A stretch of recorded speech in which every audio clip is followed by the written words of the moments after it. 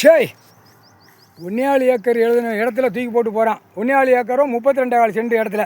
யாரா சொன்னது? முனியப்பன், கோட்டை முனியப்பன், கோட்டையை காவல் காக்கிற முனியப்பன். பார்த்துக்கோங்கடா, தூக்கி போட்டு போயிருக்கானடா.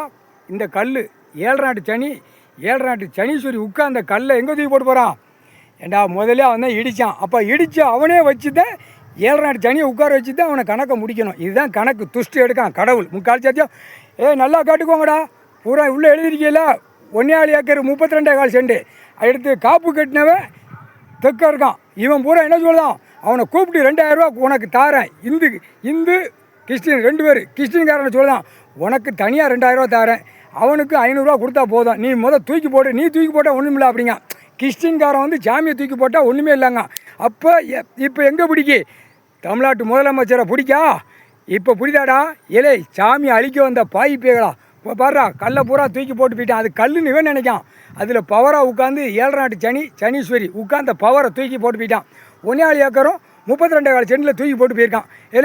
பாருங்கடா, அப்போ அவன் எவ்வளோ மோசமாக இருப்பான்னு பார்த்துக்கோங்கடா. கையில் காப்பு கட்டினவன் களவாணிப்பேர் உங்களையும் களவாண்டி தின்றுருக்கான். பார்த்துக்கோங்கடா. 32 சென்ட் எழுதுனவன் 7 நாட்டு சனீஸ்வரியை தூக்கி 32 சென்ட் எழுதின இடத்துலையும் அடுத்து யார்? 1 ஏக்கர். புரியுதா?